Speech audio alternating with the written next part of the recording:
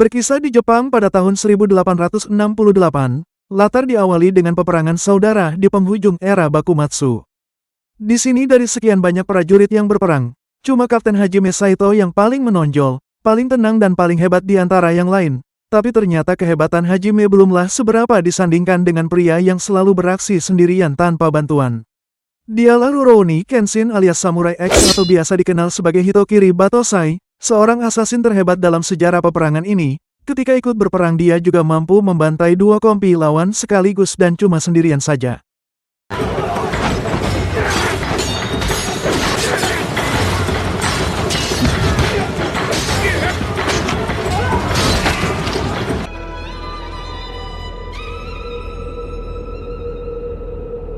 Tidak berselang lama, bendera diangkat sebagai tanda kemenangan dari salah satu kubu, yang berarti perang telah selesai, tetapi tidak untuk Hajime yang merasa masih tidak puas. Kalau masih belum mengalahkan sang jawara yaitu Kenshin, namun sang jawara memilih untuk meninggalkan samurainya, sebagai tanda jika dia memilih mundur dan pensiun dari dunia perpedangan.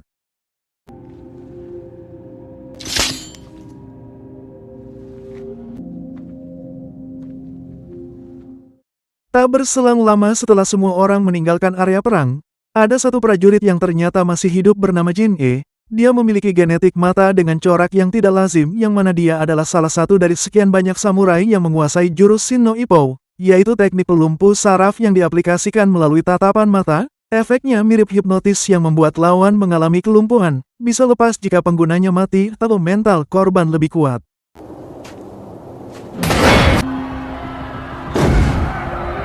Sesudah mendengar banyak suara dari jiwa-jiwa yang meninggal dari pedangnya Kenshin, lalu Jin-e memutuskan untuk memilikinya dan berencana menjadi Batosai sang pembantai berikutnya.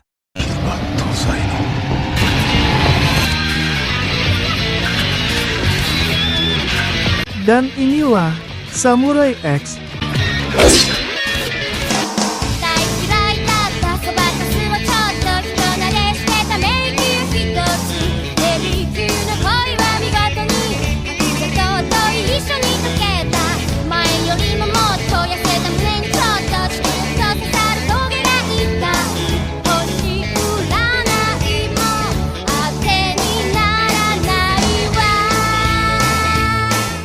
Di era Meiji ini cerita dimulai setelah 10 tahun perang selesai, yang mana kota ini menjadi sejahtera, aman dan makmur berkat seorang pemimpin yang memulai era baru sesuai dengan perkembangan zaman.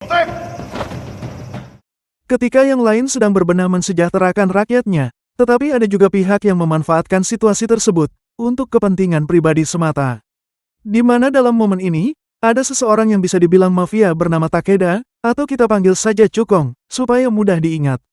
Dan ini dia biangnya, yang diam-diam ternyata memproduksi opium atau sejenis narkotika, dengan bantuan seorang ahli bernama Magumi bersama dengan rekan-rekannya.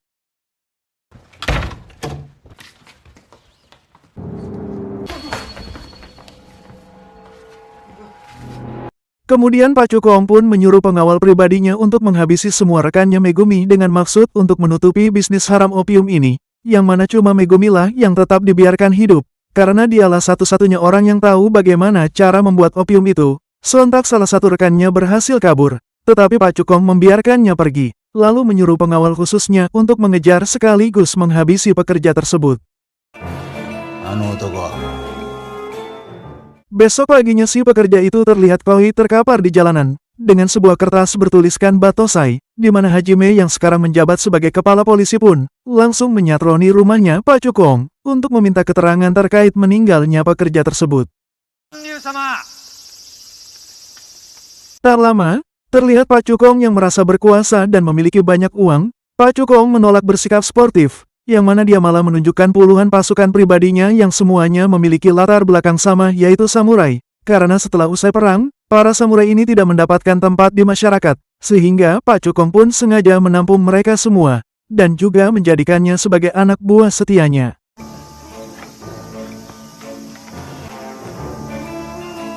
Di waktu yang sama setelah Hajime pergi, Pak Cukong seketika mendapat kabar buruk bahwa Megumi berhasil kabur. Kemudian dia secepatnya menugaskan pengawal khususnya yaitu Batosai palsu yang tak lain tak bukan adalah Jin-e, yang saat ini bekerja dengan Pak Cukong. Jin-e langsung ditugaskan menangkap dan membawa Megumi kembali hidup-hidup.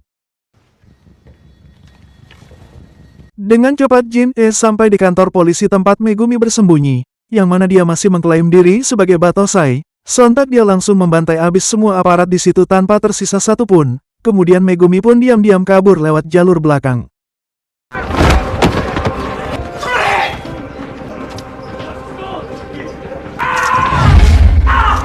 これは妖術ではない。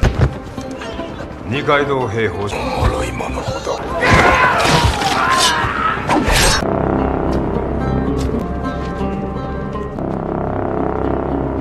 Kembali pada jawara kita semua yaitu Kenshin yang baru sampai di kota setelah 10 tahun mengembara tinggalkan kota, yang mana ketika dia baru juga kelar beli cimol, Kenshin tak lama melihat selebaran tentang sosok buronan dengan julukan Batosai si pembantai. Tepat saat itu pula muncul seorang wanita bernama Kaoru, yang langsung menuduh Kenshin sebagai buronan karena membawa samurai, sehingga Kenshin pun langsung menjelaskan bahwa samurai miliknya ialah samurai dengan mata terbalik, yaitu samurai yang khusus tak digunakan untuk membunuh.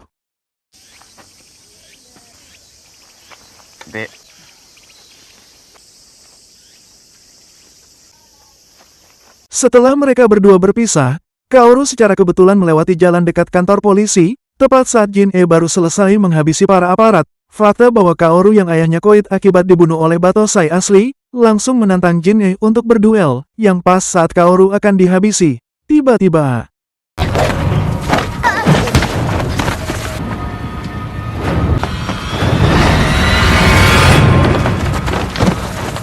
dan dari kegesitan juga bekas luka X pada pipi Kenshin, Jin E bisa langsung menebak bila orang yang ada di hadapannya sekarang adalah sang legenda yaitu Batosai asli. Hal itu semakin diperkuat ketika jurus hipnotisnya tidak berpengaruh kepada Kenshin yang memiliki energi Chi sangat kuat. Kemudian daripada membuat dirinya celaka, Jin E memilih membiarkan mereka berdua pergi, pas ketika para aparat baru sampai di lokasi.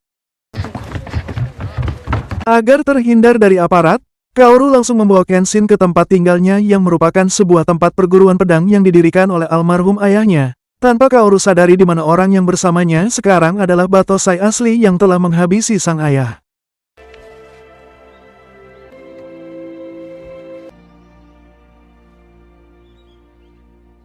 Di waktu yang sama usai Kenshin pergi nongol adiknya yang datang sehabis bermain di luar. Pas saat Kaoru akan latihan pedang nongol para begundal yang datang untuk membeli paksa perguruan itu. Sesuai permintaan dari juragan mereka yaitu Pak Cukong. Karena Kaoru menolak lalu para begundal pun langsung melakukan pengerusakan hingga menyakiti Kaoru dan adiknya.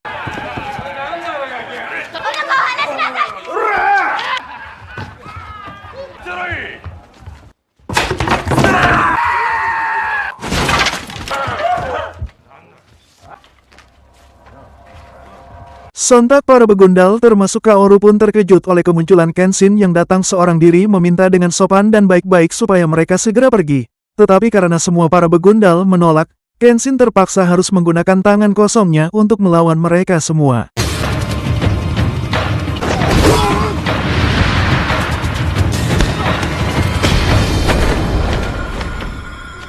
Perkelahian pun dilanjutkan di dalam dojo sanggar, yang mana Kenshin akhirnya menunjukkan keahliannya dalam berkelahi yang bahkan gak ada satu begundal pun yang berhasil menyentuhnya.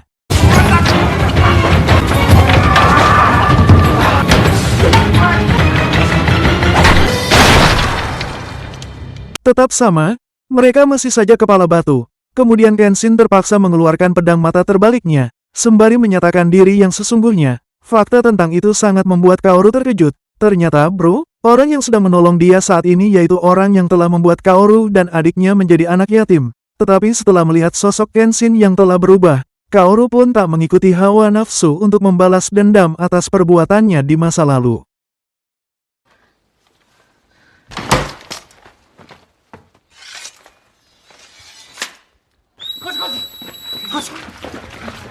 Akibat dari kejadian itu Kenshin harus dibawa oleh aparat untuk dipenjara bersama dengan tahanan lain, di mana di sini ada seorang tahanan yang merupakan jawara yang lumayan jago gelut yang bernama Sanosuke, yang tiba-tiba terkejut saat Hajime memanggil Kenshin dengan nama Batosai.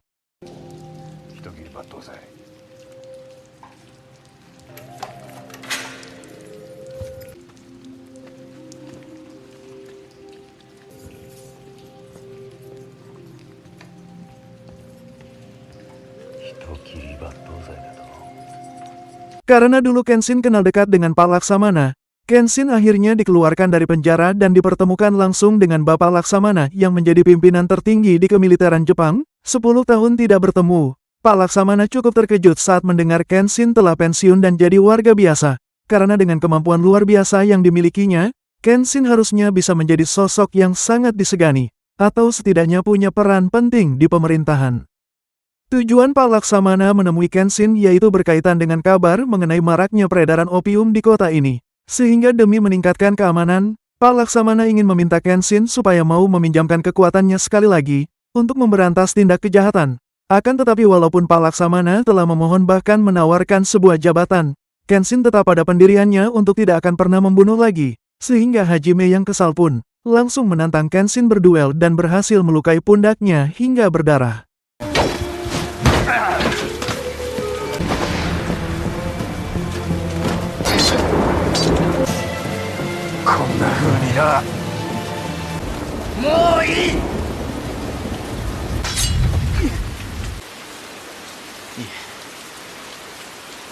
Setelah dinyatakan tak bersalah, Kenshin pun dibebaskan dari penjara, yang mana Kenshin benar-benar sangat terkejut melihat Kaoru datang untuk menjemput bahkan menunggunya di tengah hujan. Harus bagaimana mengucapkan ini semua, Kenshin sangat terharu ketika Kaoru mengatakan kalau dia tak peduli dengan siapapun Kenshin di masa lalu. Yang terpenting saat ini Kenshin telah insyaf berubah dan harus tetap menjadi manusia baru yang lebih bijak.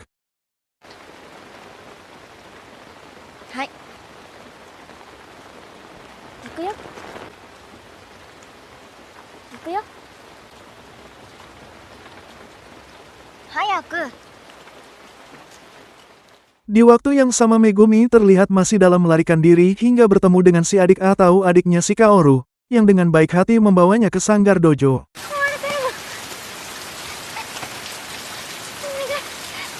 Setibanya di dojo Kenshin, Kaoru dan Megumi berkenalan satu sama lain, yang mana mereka memutuskan untuk tinggal bersama dan saling menjaga satu sama lain.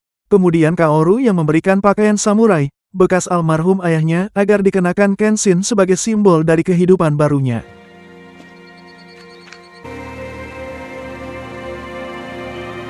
Di waktu malam Kenshin dan teman-temannya makan di sebuah restoran, pas ketika nongol Pak Cukong mencari seseorang yang katanya telah mengalahkan 10 begundal hanya seorang diri. Di sini Pak Cukong yang merasa bisa membeli segala apapun, mencoba mengajak Kenshin untuk menjadi salah satu pengawalnya. Namun Kenshin sama sekali tidak tertarik dengan uang, lalu dengan sopan menolak tawaran tersebut.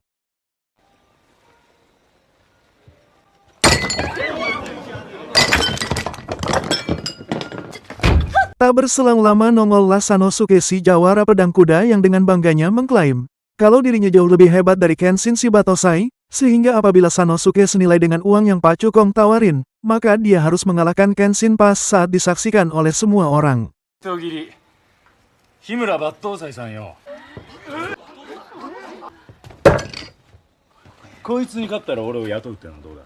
Menggunakan Zanbato atau pedang pembunuh kuda yang beratnya hampir 50 kg, jelas Sanosuke bukanlah petarung sembarangan yang tak bisa dianggap remeh, sehingga Kenshin yang selalu berusaha menghargai lawannya, mencoba untuk bertarung dengan fokus tanpa menyakiti lawannya sedikit pun.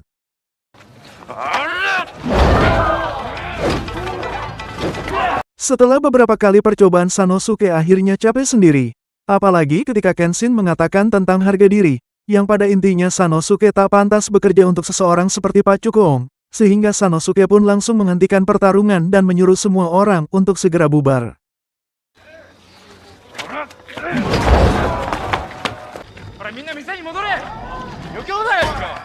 Beberapa hari kemudian muncullah wabah penyakit yang membuat banyak warga mengalami demam tinggi. Setelah meminum air dari dalam sumur yang sama, di sini Megumi yang telah mengetahui kelicikan Pak Cukong pun langsung bisa menebak kalau ini adalah ulahnya demi bisa mengambil alih dojo kemudian semua tanah di wilayah ini.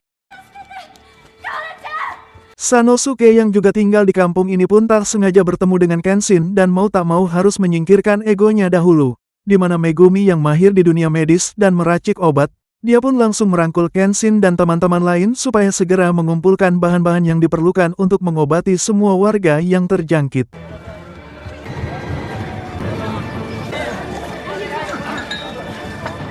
Beberapa waktu kemudian kondisi warga akhirnya berangsur sembuh berkat kecerdasan Megumi dalam mengambil tindakan. Pas ketika di samping sungai berdua dengan Kenshin, Megumi akhirnya jujur kalau dia adalah bekas pembuat opiumnya Pak Cukong. Sehingga demi keselamatan semua warga, Megumi bermaksud ingin menyerahkan diri kepada Pak Cukong, sekalian membujuknya supaya mau menghentikan semua ancaman ini.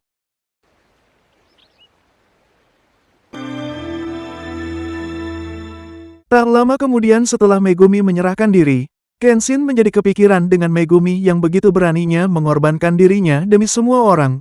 Fakta dirinya telah insyaf dan menjadi orang baik. Alangkah tak pantasnya ketika dia hanya berdiam diri membiarkan kejahatan terjadi. Sehingga demi membuktikan keinsyafannya, Kenshin memutuskan untuk pergi menyelamatkan Megumi dengan ditemani oleh Sanosuke yang memaksa untuk ikut. Kemudian Kaoru dan adiknya diminta untuk tetap di dojo sanggar. Dan jangan lupa masak ketupat sayur setelah semua selesai.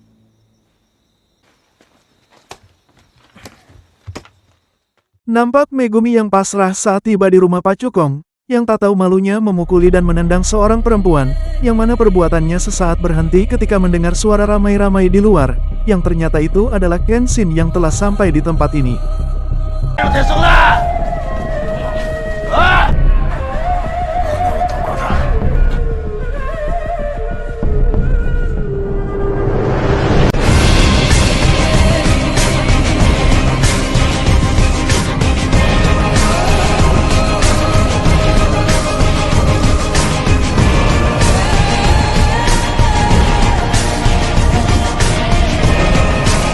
Dengan pedang mata terbaliknya Kenshin berhasil menumbangkan para samurai, meski hanya menciderai mereka saja. Yang karena Pak Cukong terus melemparkan uang-uangnya, para samurai yang sebenarnya takut kepada Kenshin pun, terpaksa bangkit lagi demi bisa mendapatkan semua uang tersebut.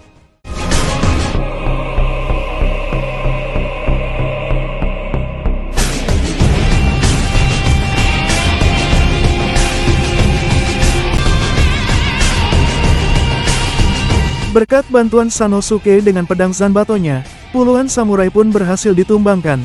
Kemudian sekarang giliran mereka masuk ke dalam rumah untuk menyelamatkan Megumi dari Pak Cukong.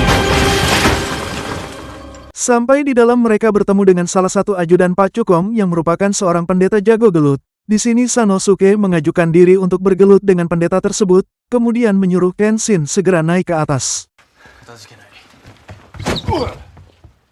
Tanpa menggunakan senjata dan hanya dengan tangan kosong, Sanosuke dan pendeta pun bergelut dengan gaya bogeman tinju, yang mana keduanya memiliki kemampuan bogem yang sama, sehingga pertarungan pun berlanjut cukup epik, hingga harus berhenti dulu makan dan minum untuk menjaga stamina mereka.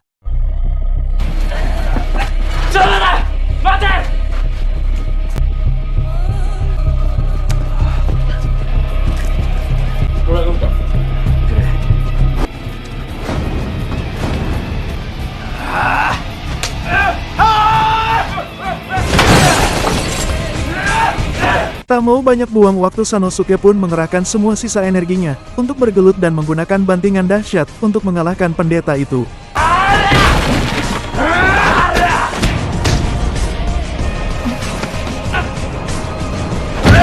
Terlihat Kenshin yang harus menghadapi sosok bertopeng yang sering memakai topeng untuk menutupi luka bakar pada wajahnya, yang mana sosok ini bernama Gein. Di sini dia merupakan satu-satunya samurai yang menggunakan alat modern sebagai senjata bertarungnya.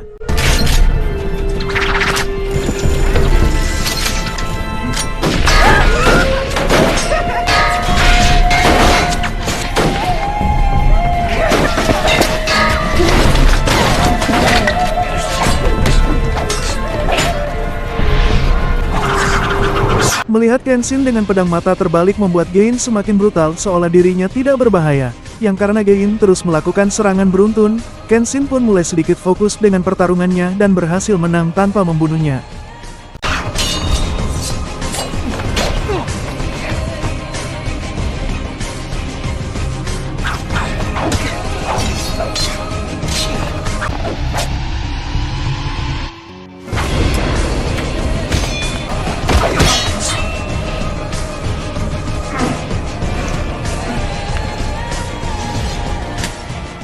Setelah Sanosuke nongol, mereka berdua langsung naik ke lantai selanjutnya.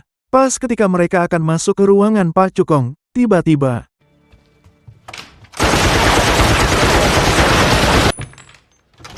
karena Pak Cukong tidak bisa berkelahi, dia pun memakai peralatan modern yaitu Gatling Gun yang dapat menembakkan beberapa peluru sekaligus dalam satu kali tembakan. Sampai terdesak lalu Hajime pun tiba terlambat dan segera memberitahu kalau Gatling gun hanya bisa menembak ke satu arah saja, sehingga mereka bertiga pun pura-pura menyerah supaya bisa menyerang dari berbagai sisi.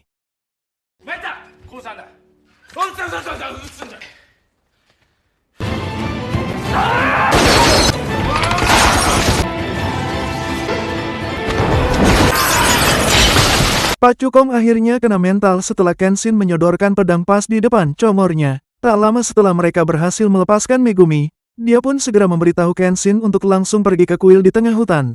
Karena sekarang Jin-E sedang menculik Kaoru untuk dijadikan sandranya.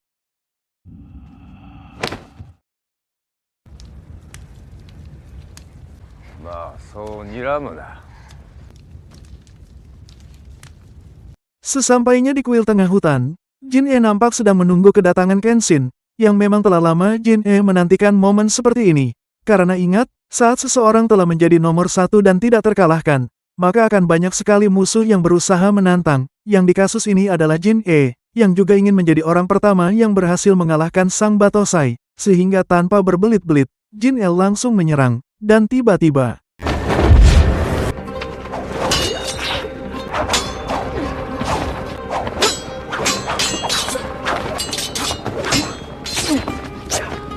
kali ini Kenshin kelihatannya akan cukup kesulitan untuk menang. Sebab Jin-E tak seperti samurai-samurai begudal sebelumnya yang hanya menggunakan jurus itu-itu saja. Di sini hal itu terbukti ketika Jin-E berhasil mengelabui Kenshin dengan cara memindahkan pedangnya dari tangan kanan ke kiri dan sebaliknya. Tetapi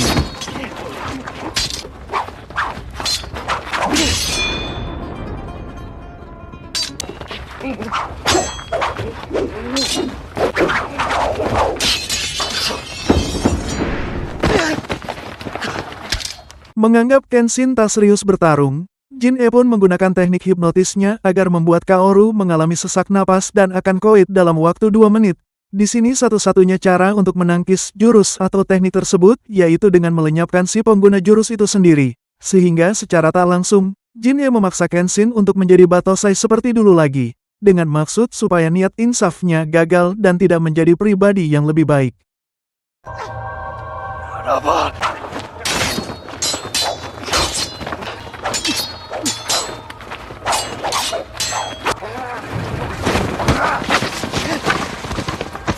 Melihat Kaoru telah ngos-ngosan membuat Kenshin akhirnya tidak punya pilihan lain lagi selain harus menjadi sosok yang telah lama dia kubur. Di sini Kenshin seketika mengeluarkan aura atau karisma berbeda yang langsung membuat Jin-E bersemangat.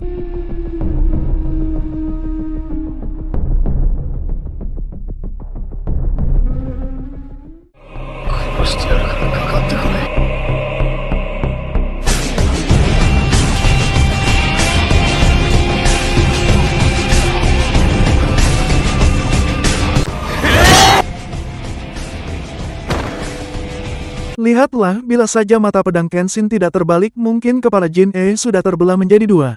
Yang karena Jin-E masih kepala batu ingin bertarung sampai habis-habisan, Kenshin pun langsung mengambil aba-aba yang dulu biasa dia pakai untuk membantai. Sehingga jangan salahkan Pak Bahlil MBG apabila Jin-E harus menyesal dengan keinginannya.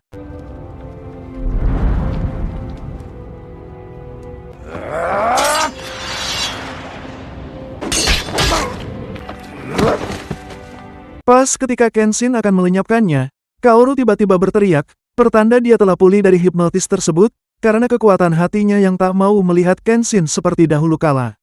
Kemudian Jin-E masih saja tak menyerah meski Kenshin telah menjelaskan kalau sendi tangannya telah cedera dan mustahil untuk bisa menang. Akan tetapi Jin-E tak bermaksud menyerang Kenshin, melainkan melenyapkan dirinya sendiri karena malu telah berbuat sejauh ini.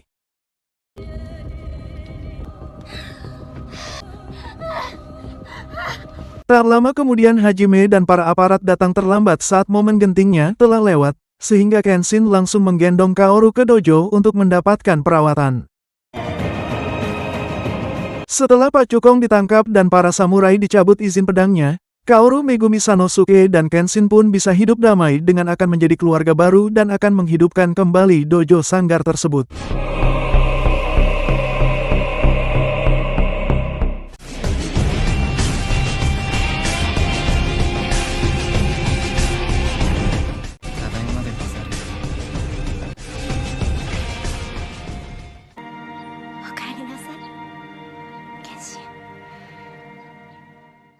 Finish. Salam rendang ikan paus dan es cincau.